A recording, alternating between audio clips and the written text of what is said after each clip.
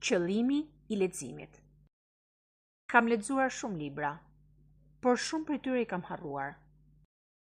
Atëherë, cili është qëllimi i leximit? Kjo ishte pyetja që një student i bëri dikur mësuesit të tij. Mësuesi në ato momente nuk ju përgjigj.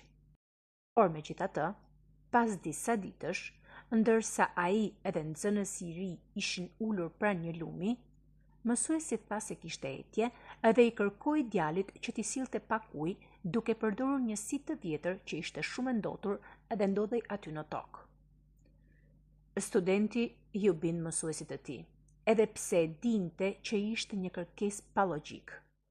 Por, nga që nuk mundi që ta kundërshtonte mësuesin, mori sitën dhe filloi të plotësonte kërkesën e tij.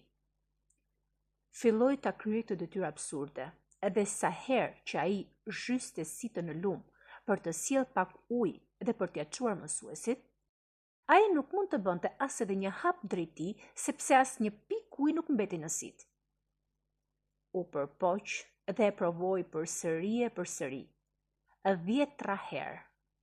Por, sado që përpiqej të ikte nga bregu për tek mësuesi i tij me shpejtësinë më të madhe të mundshme, uji vazhdonte të kalonte nëpër të gjitha vrimat e sitës dhe humbiste përgjatë shtegut.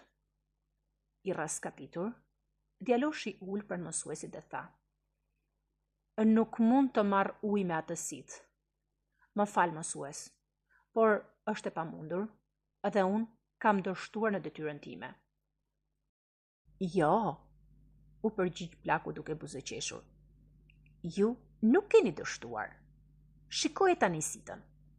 Ajo është si e re. Uji që filtroi në përvrimat e saj e ka pastruar.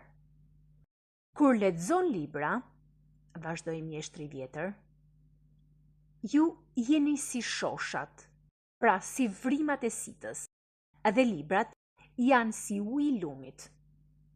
Nuk ka rëndësi nëse arrin të ruash në memorien tënde ato që po lexon nëpër libra, pasi ato rrjedhin në ty.